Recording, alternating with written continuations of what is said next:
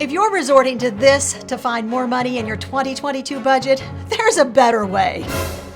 Yeah, but I found a quarter.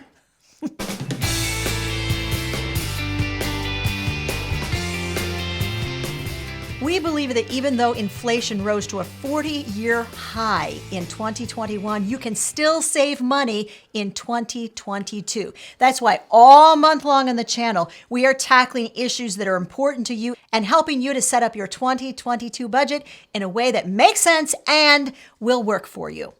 In this video, we're going to help you set up your budget for success and then give you some ideas of where you can find more money if you get your budget all set up and think, I really got to move some money around in order to cover those areas that have been affected by inflation. So stick around. We're going to give you lots of great practical advice and some workable ideas. But before we get into the topic for today's program, we want to give a shout out to the sponsor for today's video, and that is Creekmer Wealth Advisors.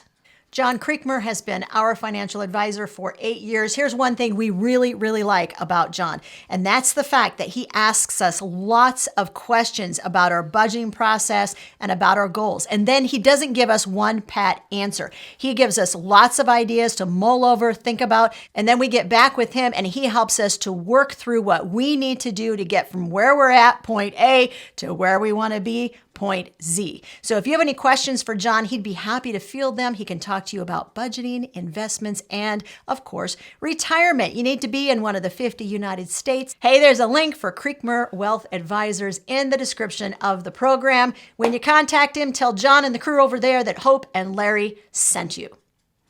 Okay, so there's one critical thing that we all need in order to set up our budgets, and that is...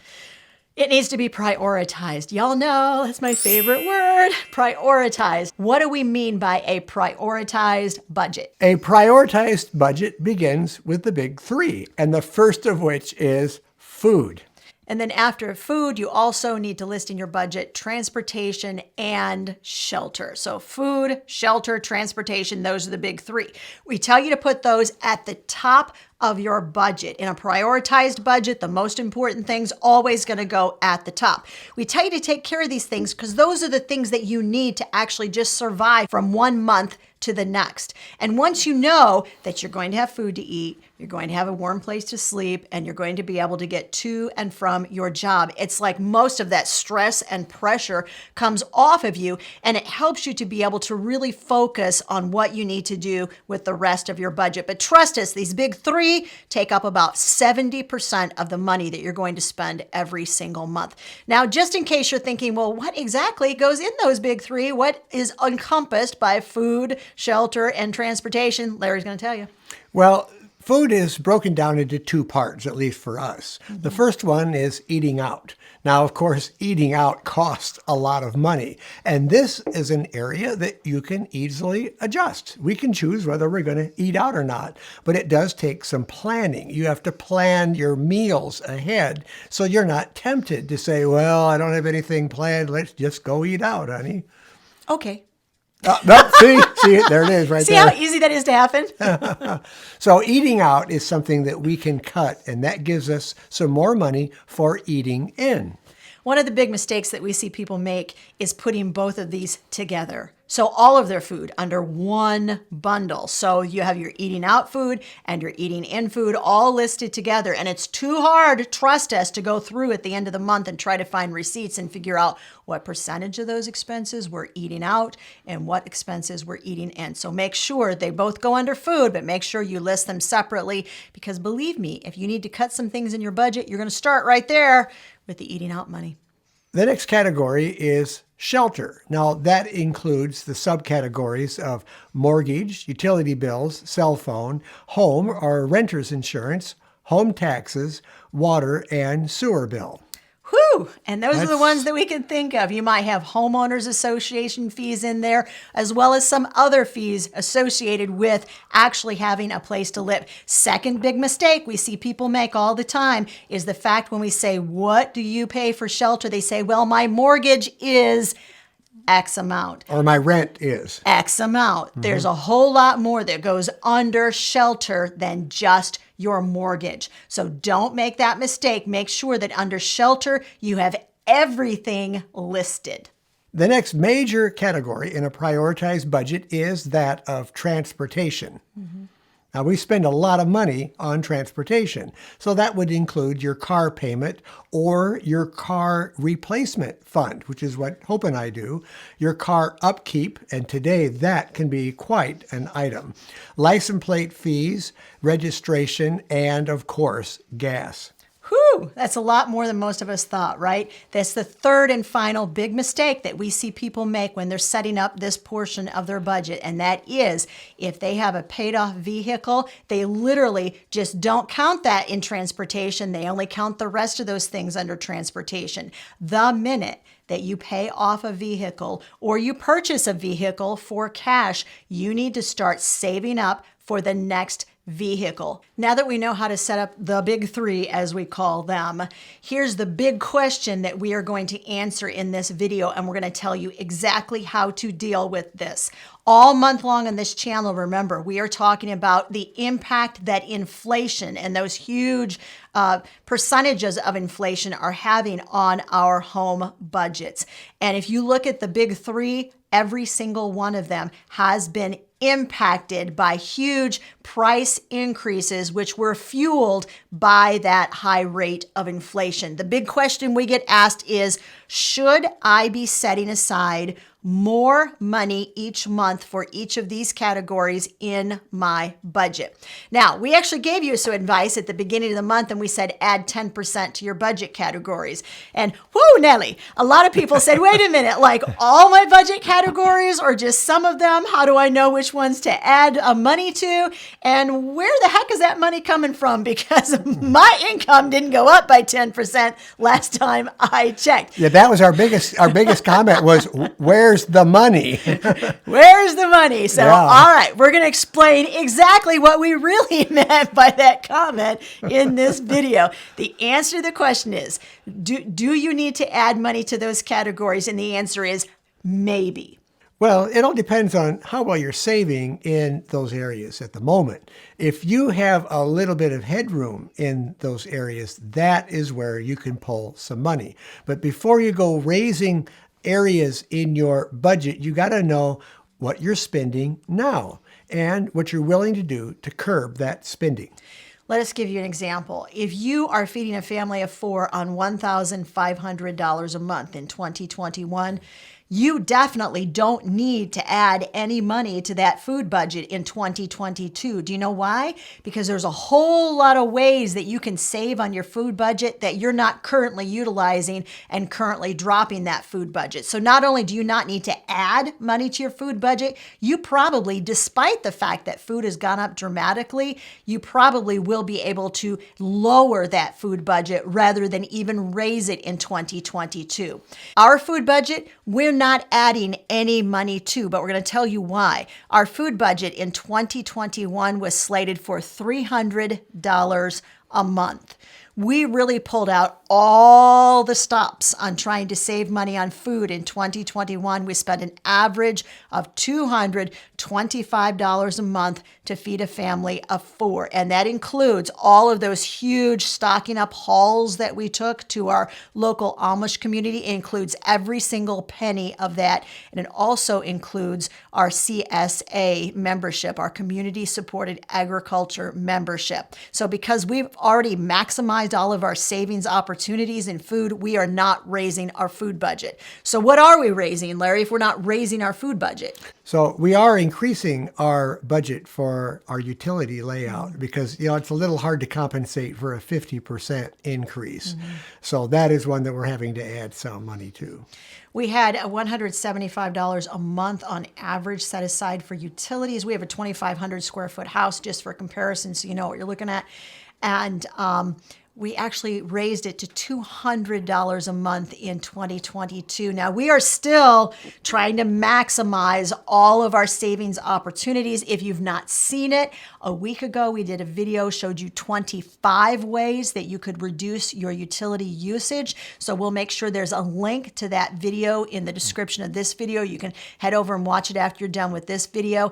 And make sure that you're subscribed, will you? And I'll tell you why. Because we challenged our viewers to come up with another 25 ways to drop utility bills that we did not cover in the first video. And y'all are so smart and so amazing. We don't have 25 more ideas to give you. We have 45 more ideas to give you.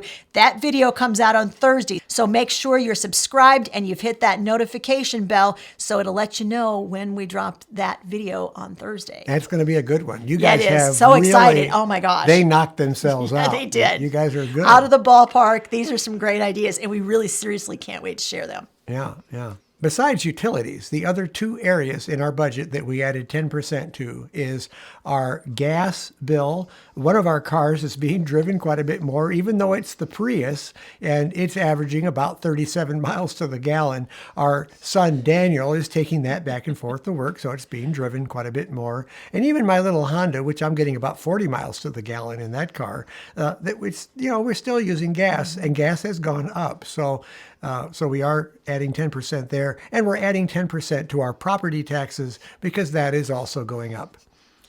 Y'all, they just instituted a new tax in our town about 2 or 3 years ago. It is a rainwater tax. We're not kidding. You can't make this stuff up. We can't make these things up. They're taxing Seriously. rainwater. They are taxing us because water falls from the sky, an act of God, on our land. We are taxed per square foot of our land because water falls on it in the form of rain. We are not kidding. I wonder about putting a big umbrella up around the whole property just to keep the water from going there. Problem solved. If they would then just take that tax off. All right, so needless to say, our taxes are going up. If you're trying to add some money to those areas of your budget and your budget's already tight, clearly you're going to need to pull some money from other areas of your budget. You get two choices. Either you can cut expenses or you can increase your income. Those are the two ways that you do it. Let's run over 6 really quick ideas for actually cutting expenses. The first one is to take a critical look at everything that you have in your budget. What are you spending money on? Are you getting coffee out? Are you eating out? Do you have a gym membership? Do you have cable television? Do you have television subscription series like Netflix, Amazon Prime, or Disney Plus? Those are all prime areas, if you will, forgive the pun, Amazon Prime areas that could be cut from your budget. Yeah, last I checked, those aren't absolute necessities.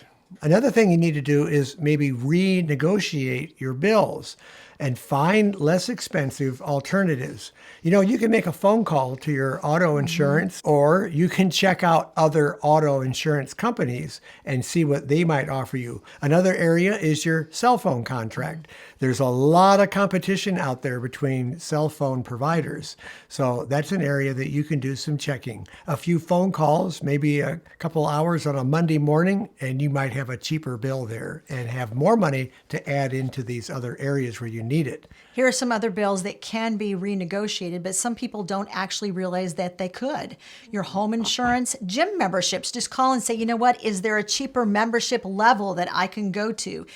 Internet service, credit card fees, and your house insurance. All of those are bills that can be renegotiated. So don't be afraid to call, ask questions, and then see if you can get a lower rate. One of the things you need to check when you get your monthly bill from any place, are there convenience fees tacked on that maybe are just extra added charges that don't need to be there? And those can be negotiated. Some people don't even realize that if you are paying a bill monthly that could be paid quarterly, semi-annually, or annually, it's quite possible, not all the time, but a lot of the time, that company is charging you what is called a convenience fee for paying the bill monthly. So be sure to check over your bill. Anything on there that looks unfamiliar, that you don't know what it is, don't be afraid to call and say, Tell me what this charge is for. If you pay bills over the phone or on the internet, sometimes they tack on an extra charge for that. I just paid my state registration on my little Honda, and they did charge me just a little bit. It was like, I don't know, $2.75, something like that. But I felt in this case it was worth it, so I went ahead and did it. But you might want to look at that, and that's another way you can save some money. All right, here's another way to save some money. Create a savings challenge for yourself. We just did a video on a no-spend January and the benefits of a no-spend January. That is a type of a savings challenge. But if you don't want to do a no-spend month, you can do a no-spend week periodically. You can do a low-spend month. You can do something we call the 10% challenge. We have done this a lot. We literally challenge ourselves to figure out ways that we can save 10% on any and every area of our budget. So we write the budget categories out, we set a timer, 20 minutes, boom, we sat down and we brainstormed together ways that we could possibly lower that amount by 10%. You will be amazed after 20 minutes of concerted activity and kind of bouncing ideas off of each other, the huge list of ways that you will come up with on your own that you could possibly lower those bills just 10%. You know, I've got a good example of where we just did this about a week ago or so. We had brakes put on the Toyota Prius. Now, those are expensive. It was the rotors and the pads, the disc pads. So it was quite a bill. And we had a little card sent to us from Toyota that talked about getting a discount on service, but the card didn't say how much they were going to take off. So Hope took the card into the dealership and said, "Would you apply a discount to our bill?" And the gal looked at it and said, "Well, it doesn't say how much." And she says, "Well, I'd be really happy if you take 10% off." I love 10%. So they did. They did. They agreed to take 10%. So it doesn't hurt to ask. All right, here is another way that you can find more money in your own budget that maybe you don't even realize this money is sitting around in your budget, and you can find that money in order to move it from one budget category to the other budget categories that have been adversely affected by inflation. The next thing you need to do is make sure that you are valuing the importance of saving nickels and dimes. Here's what happens. You find out that it's a savings strategy that's only going to save you $2.50 a month. So rather than do the savings strategy, you say, you know what, it's just not worth my time. It's not worth my effort. I'm not going to do it for that small amount of money. But I want you to consider what happens if you do that with 10 areas of your budget. If you do that, you wind up saving upwards of $250 in a year. So those nickels and dimes add up to dollars. So don't discount them and decide I'm just not going to do it. Even if it's a quick, easy thing, you're not going to do it. Go ahead and do it, but just do it in multiples of 10 or 20. Just take all of those small tips, add them up, and when you do, you're going to find out you're actually saving a significant amount of money. You know, that's the strategy that we used when we were buying this house, or actually when we were saving up for the house. We got the concept in mind that Hope's talking about of saving nickels and dimes. We would go out to anywhere, and let's say garage sales or estate sales, and you see an item for $5 and another item for $7.50, and then maybe another item for $10, and you don't think much about paying for those items. And usually they're items we didn't need. Yep, it's just $20. Just going to spend it. It's amazing how often we were doing that. Well, those 2 years that we did that really pronounced savings initiative, we did not spend those little nickel and dimes kind of purchases, and that really helped us in our savings plan. Now, you may want to combine some of these ideas we're giving you with ways to actually increase your monthly income. We're going to swing into several ideas when it comes to increasing your income in just a sec, but we want to remind you that if you're enjoying this video, we'd love to have you give it a thumbs up. Really helps us with the YouTube algorithm. And make sure you leave us a comment and leave your tips and ideas in the comment section of the video. I just love reading those comments. It's so fun to have that interaction with our audience. It's true, you guys. We want to assure you that even though we don't have time to respond to like every single comment that's left, we go through regularly and read your comments, and we actually love to hear from all of you. All right, the sixth and final idea for actually finding money that already exists in your budget is to barter for what you need. Now, that's not money that's in your budget. That is a talent that you have that you're going to trade with someone else in order to get what you need. I did this when I wanted stereo equipment that we couldn't afford. One time, I'd mentioned this before on previous videos, but it was a great opportunity. So fun. I found some speakers thrown out. They happened to be Altec Lansing. What were they? They were very expensive. Stonehenge, weren't they? Stonehenge 3 speakers, real tall, from the 1970s. And we had a stereo shop in town that dealt with high-end used stereo equipment. Well, I asked them if they were interested in them, and they were, and they traded me those for some smaller speakers and a receiver. Actually, it was a Denon receiver and some JBL speakers that fit my stereo setup perfectly. I didn't pay a dime for those units, and the stereo was brand new. We are still using that Denon receiver today, and that was over 10 years ago that we did that. So there's lots of different ways that you can think of probably some items in your home or some talents you have you can barter for and get some things that you want or need and not have to pay maybe any money for them.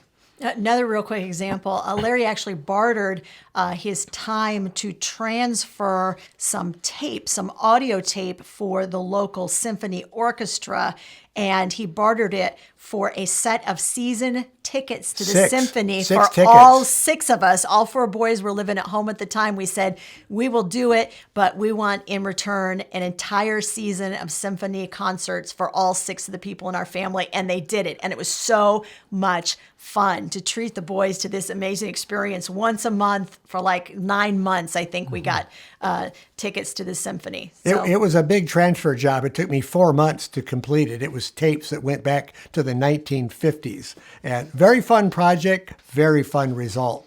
All right, what if you've done this? You've looked through all of your budget categories, you've tried to reduce your expenses in all the ways we've suggested, and you still don't have enough money to make sure that your budget not only balances for 2022, but it's workable and it's got some margin included in it, so you're not having to spend every single penny that you earn every single month. So you may have to increase your income. Here's some ideas for increasing your income. If your job offers it, you can work overtime. Now, sometimes those opportunities aren't available, but if they are, go ahead, work it. Now, on my job, I have an unlimited overtime opportunity. I go in on Saturdays. I usually work about 4 to 5 hours, and that really helps our budget. Another thing you can do is get a part-time gig. Maybe develop your own YouTube channel. You can make money doing YouTube videos, but there are other things you can do too. There's places around your city that you can work in the evenings and maybe work 4 to 6 hours a week extra and put a little more money into your budget. You can sell items that you have that you no longer need. There's so many ways to sell stuff today. I use Facebook Marketplace quite a bit for what we have around the house, and I've done quite well at posting items and having people come pick them up. I've even put stuff in there for free just to get rid of some things. But there are ways you can sell items through different online services like eBay and so forth. There's a lot of cash back apps, and I'm going to let Hope talk about that. There are 3 cashback apps that we really, really enjoy using, and we have links to all of these in the description of the video. If you don't have these cashback apps, we highly recommend them. Ibotta, give me a shout out and a wave. Yeah, if you like Ibotta. Rakuten, really like Rakuten. Was aware of them years ago, didn't really use them, and now I really think they've come a long way, and I super duper like them. Receipt Hog, easy to use. Literally all you do is scan your receipts. When you get back from the grocery store, you get points, and then you can trade those points in eventually for cold hard cash. Now, the 4th way that we have of saving money is not necessarily a cashback app, but it is Honey. It is a browser extension, and it helps you find really valid, high value coupons and cash off when you are shopping online. We'll leave a link to Honey also in the description of the video. Here's something else we really want to stress that you pay attention to. You want to value progress over perfection. Now, we all get caught up in being perfect or winning, that anything less than reaching the goal is equal to failure. Well, it's not. Your budget is not something that's set in stone. We will tell you that from over 30 years of budgeting. You may set this budget up for 2022, and by the end of the first quarter, you're like, this just isn't working. Don't stick with a budget that isn't working for you. Do something else. Try something else. Don't be afraid to pivot and switch to another way of saving money or another way of spending your money. Don't feel tied for 12 months to a budget because you wrote it. You got to try to stick with it. If it's not working, change the budget so that it does work. That is not failure. That is progress. And that is also, I will add, my friend, common sense. Another thing you might do along with all those suggestions is find a support group. It might be a group that's online. It might Like be us. It might We're be your a support group. It might be a Facebook group. It might be really good budgeting YouTube channels. Maybe they can think of a few. Can you think of some? But there are so many ways that you can get a support group. We have good friends that also have good budgeting habits. And sometimes we'll bounce ideas off of them, or we'll present an item that we're having some challenges with, and they will give us some great suggestions on what to do. So if you have a support group, maybe somebody that you can be accountable to, that will help you stick to your plan. Speaking of support, we want to support you. We want to provide solid advice for you on this channel that is practical and really works. Especially this month, all January long, we are telling you how to react and pivot to the really high inflation that happened in 2021. You want to see the rest of the series? There's a link right over there on that side. That's what you want to head over to and watch next.